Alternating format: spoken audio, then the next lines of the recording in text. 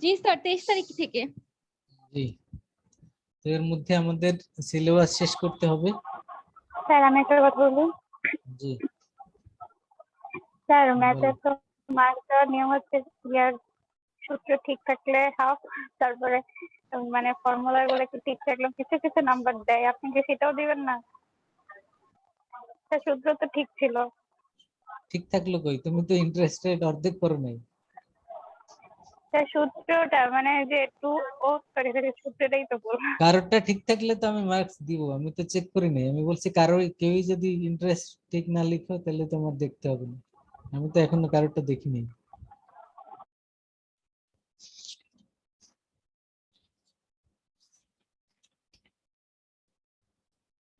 ওকে, আমরা আসি sir inventory একটা কথা ম্যানেজমেন্টে। ছিল স্যার।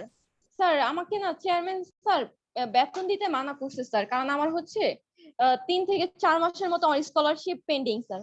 তো এই জন্য তারপরেও স্যার আমি কি করবো, অনেক প্যারা লাগতেছিল, 2 মাসের আমি দিয়ে আসছি।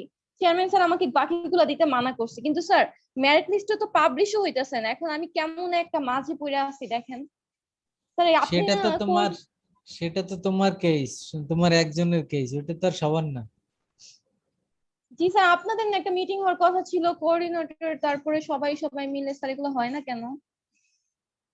ওইটা তো এখন যারা আছে অথরিটি, এতদিন লকডাউনে বন্ধ ছিল, সবই তো বন্ধ ছিল, এখন নতুন করে শুরু হচ্ছে, এখন হয়তো হবে।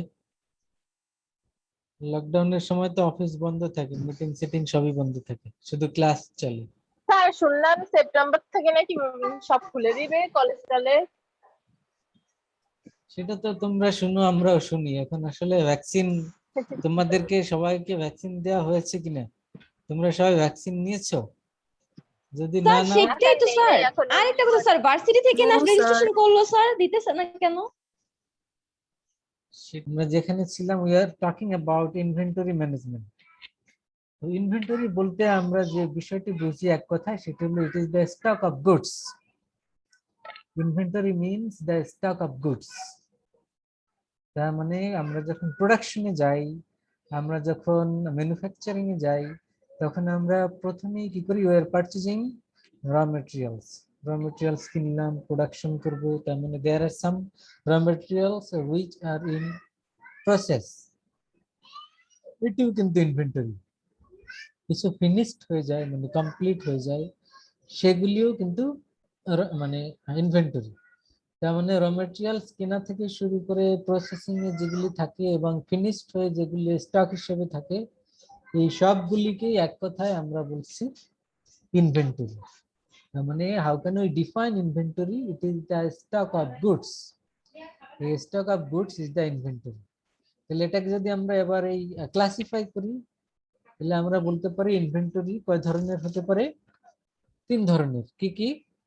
যে 1 নম্বরে বললাম র মেটেরিয়ালস, তারপরে 2 নম্বর হলো ওয়ার্ক ইন প্রসেস, 3 নম্বরে ফিনিশড গুডস। তাহলে ইনভেন্টরিকে আমরা যদি ক্যাটাগরাইজ করি, 3 ধরনের রয়েছে, সবগুলিকে এক কথায় আমরা বলছি ইনভেন্টরি। তো এখন এখানে আমরা ইনভেন্টরি ম্যানেজমেন্ট বলতে কি মিন করছি, what what is important for us to discuss about.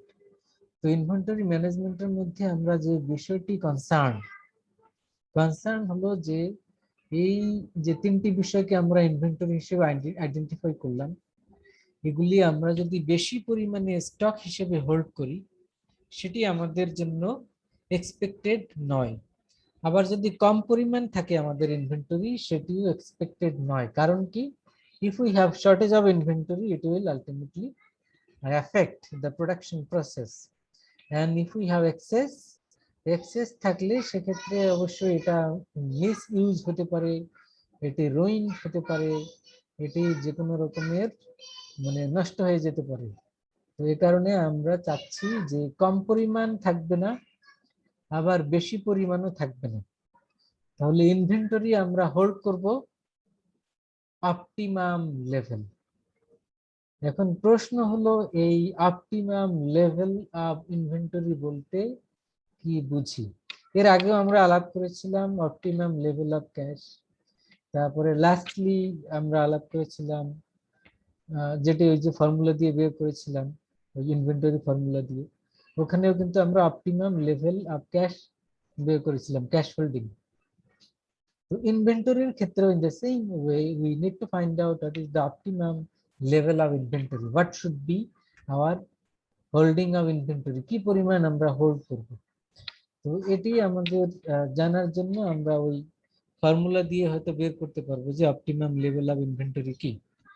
তো আমরা যেটি প্রথমে ডেফিনিশন জানলাম, তারপরে টাইপস, এরপরে এই ইনভেন্টরি অপটিমাম বা যেই লেভেলেই আমরা হোল্ড করি সেটি করার জন্য আমাদের আমাদের কস্ট কি কি সেটি আমরা দেখব।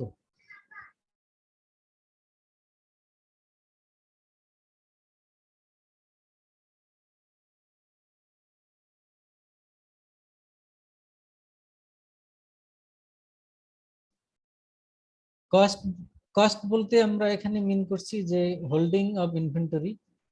আমরা যদি বেশি পরিমাণ ইনভেন্টরি হোল্ড করি অথবা কম পরিমাণ হোল্ড করি, এর সাথে কিছু কস্টিং জড়িত সেটি। তো প্রথমে আমরা যে বিষয়টি আলাপ করব সেটা হলো ইকোনমিক অর্ডার কোয়ান্টিটি, ইওকিউ।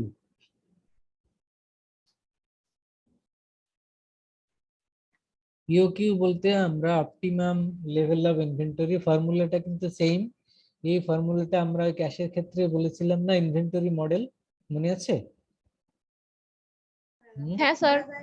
ওই ফর্মুলাটা কিন্তু এইটাই, তার মানে ফর্মুলা ইজ সেম, হয়তো এখানে সিম্বল গুলি আলাদা থাকতে পারে কিন্তু ফর্মুলা ইজ দ্য সেম। এখানে ইওকিউ ইকুয়াল টু √2ab/c। এখানে আমরা ইওকিউ বলতে ইকোনমিক অর্ডার কোয়ান্টিটি।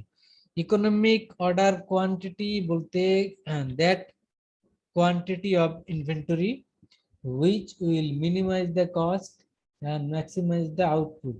তার মানে যে পরিমাণ ইনভেন্টরি হোল্ড করলে আমাদের কস্ট মিনিমাইজ হবে এবং আমরা আমাদের প্রফিটকে ম্যাক্সিমাইজ করতে পারবো, সেটি হলো ইকোনমিক অর্ডার কোয়ান্টিটি। এটি বের করার জন্য আমরা ওই সেম ফর্মুলা দিয়েই বের করতে পারবো, সেটি হলো ইওকিউ বা ইনভেন্টরি মডেলের যে ফর্মুলাটি। এখানে সিম্বলগুলির মিনিং দেয়া আছে, এখানে দেখো।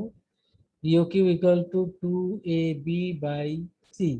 এবি বলতে একটা সিম্বল ইউজ করা হয়েছে অ্যানুয়াল ইউজেস, তার মানে এক বছরে কি পরিমাণ ইনভেন্টরি আমাদের দরকার হয় সেটি হলো অ্যানুয়াল ইউজ। বি বলতে বাইং কস্ট, বাইং কস্ট হলো ইনভেন্টরির যে পারচেজিং প্রাইস, যেটি কস্ট সেটি। আর সি বলতে cost of carrying one unit expressed as percentage.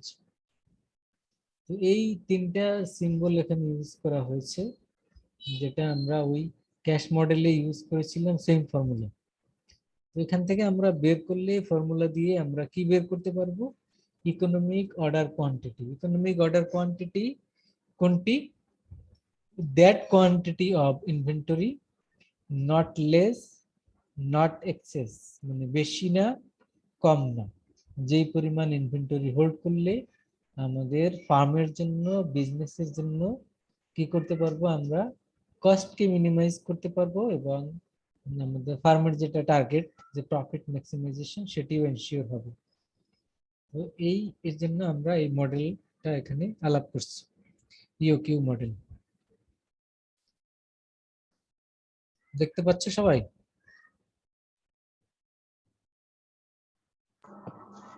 G sir. G sir. ওকে, এরপরে আমরা আসি এই অপটিমাম লেভেল অফ ইনভেন্টরি আমরা যখন মেনটেন করতে যাব, এখানে অবশ্যই দেয়ার আর সাম কস্ট ইনভলভ, কিছু কস্ট রয়েছে। এর মধ্যে একটি কস্ট হলো ক্যারিং কস্ট আর একটি হলো অর্ডারিং কস্ট। ক্যারিং কস্ট হলো আমরা যে ইনভেন্টরিটা পারচেজ করব সেটি কিনে আমাদের ফ্যাক্টরিতে বা ওয়্যার হাউসে এটি আসা পর্যন্ত যে cost, that is the carrying cost. আর একটি হলো অর্ডারিং কস্ট। অর্ডারিং কস্ট হলো অর্ডার দিব এবং সেটা প্রসেসিং এর সাথে যে জড়িত যে কস্টগুলি। এবং এই ক্যারিং কস্ট এবং অর্ডারিং কস্ট এই দুইটা মিলে হলো টোটাল কস্ট। এখানে দেখা যাচ্ছে, দেখো, ক্যারিং কস্ট, অর্ডারিং কস্ট, উপরে আছে টোটাল কস্ট। এই দুইটা কস্ট মিলে হলো টোটাল কস্ট। ওকে, এখানে আরেকটা টার্ম আছে লিড টাইম।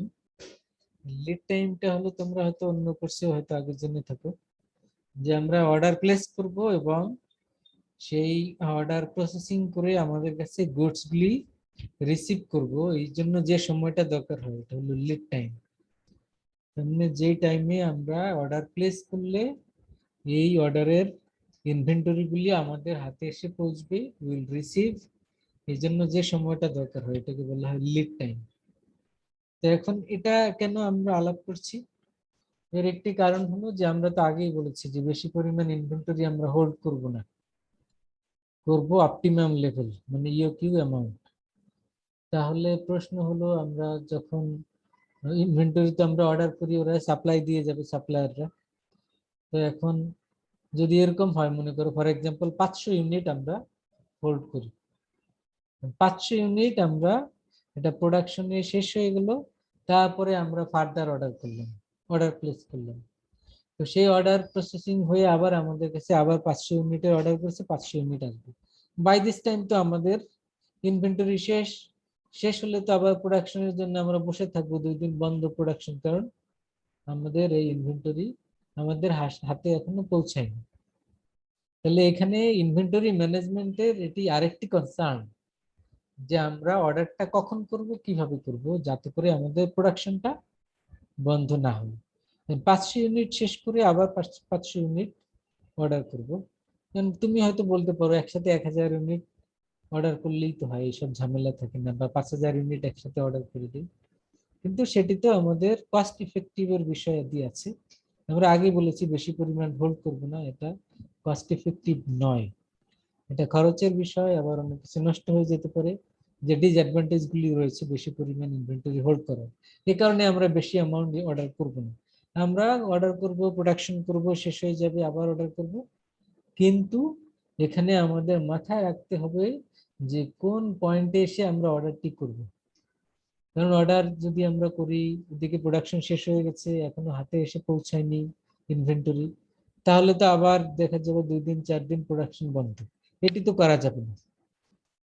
এজন্যই আমাদের দেখতে হবে লিড টাইম কি, মানে কত দিনে আমরা এটা আমাদের কাছে আমরা প্রোডাক্টগুলি রিসিভ করার জন্য কত সময় দরকার হয় সেটি জানতে হবে। আর একটা হলো রিঅর্ডার পয়েন্ট বা রিঅর্ডার লেভেল, কোন পয়েন্টে এসে কোন দিন এসে আমরা অর্ডারটি করব। যদি এরকম হয় সব শেষ হয়ে গেলে এখন অর্ডার করব, তাহলে তো আমাদের প্রোডাকশন বন্ধ করে বসে থাকতে হবে। তাহলে কি প্রোডাক্ট আমরা অর্ডার করব অর্ধেক প্রোডাকশন শেষ হওয়ার পরে, কখন করব সেই বিষয়টি আমাদের জানতে হবে। তাহলে আমরা এমন একটা পয়েন্টে এসে অর্ডারটি করব, যেই পয়েন্টে অর্ডার করলে আমাদের স্টক অফ ইনভেন্টরি যেটি রয়েছে এটিও শেষ হয়ে যাবে, আবার নতুন যে অর্ডারের যে গুডসগুলি রয়েছে সেগুলি এসে হাতে পৌঁছবে। তখন কি হবে, এটি শেষ, আবার ওটি দিয়ে আবার শুরু হবে, প্রোডাকশন স্মুথলি কন্টিনিউ হবে। এই বিষয়গুলির জন্য স্যার এটা কি জেইডির মতো? জি, ওই যে জেআইটি একটা আছে না, একটা থিওরি? Just in time. হ্যাঁ হ্যাঁ। জাস্ট ইন টাইমের সাথে মিল আছে, জাস্ট ইন টাইম তো ইনভেন্টরি নিয়েই কথা বলে, তার সাথে মিল আছে বলতে পারো আর কি। কখন ইনভেন্টরি আমরা অর্ডার করব, কখন আসবে, এখন করব না পরে করব, তার সাথে কিছুটা মিল আছে, কারণ ওটাও তো ইনভেন্টরি নিয়েই ডিল করে। তো এখানে আমরা তাহলে ইকোনমিক অর্ডার কোয়ান্টিটি একটি বিষয় জানলাম, আর একটি হলো cost of managing inventory. Cost 2 ধরনের, একটি হলো ক্যারিং কস্ট আর একটি হলো অর্ডারিং কস্ট, এবং দুটি কস্ট মিলে হলো টোটাল কস্ট, এটি জানলাম। তারপরে জানলাম লিড টাইম। লিড টাইম হলো যে অর্ডার করে সেই গুডস গুলি হাতে রিসিভ করা পর্যন্ত যে টাইমটা দরকার হয়, লিড টাইম। আর একটি হলো রিঅর্ডার পয়েন্ট, কখন আমরা অর্ডারটি করব, পুরোটা শেষ হয়ে যাওয়ার পরে নয়, এটি আমরা অর্ডার করব আরো আগে, সেই পয়েন্টটি আমাদের ফাইন্ড আউট করতে হবে। এবং লাস্ট অফ অল আরেকটি কনসেপ্ট আমাদের মাথায় রাখতে হবে, সেটা হলো সেফটি স্টক, যে আমরা অর্ডার করেছি টাইমলি, এটি আমাদের হাতে এসে পৌঁছবে, কোনো কারণে 1-2 দিন ডিলে হয়ে গেল, সেক্ষেত্রে আমাদের একটু সেফটি স্টক মেনটেন করব, যাতে করে জাতীয় এমার্জেন্সি ক্ষেত্রে আমরা ম্যানেজ করতে পারি, যেটাকে বলে সেফটি স্টক। মানে যে পরিমাণ স্যার দরকার সেফটি তার চেয়ে স্টকটা কি স্যার, কি ম্যানেজ করতে পারি না স্যার? যে তুমি হয়তো জানো যে 500 ইউনিট দরকার হয় তোমার এক সপ্তাহের জন্য, তাহলে এক সপ্তাহ শেষ হওয়ার আগেই তুমি অর্ডার করেছো পরের সপ্তাহের জন্য, কিন্তু তুমি জানো এটা স্যাটারডেতে আসবে, স্যাটারডেতে সপ্তাহ শুরু, সামহাউ কোনো কারণে স্যাটারডেতে আসলো না, তাহলে তো তোমার এদিকের আগের স্টক শেষ। তুমি তো ওই হিসেবে তুমি স্যাটারডে হিসেবে দিয়েছো, তাহলে তো একদিন বসে থাকতে হবে। এই জন্য তুমি একদিনে মনে করো 50 ইউনিট দরকার হয়, তুমি 500 ইউনিটের সাথে 50 ইউনিট বেশি অর্ডার করবে। তাহলে কি হবে, তাহলে ফ্রাইডেতে হয়তো তোমার 50 500 ইউনিট করে ইউনিট রাইখে শেষ, দিতে পারতাছি।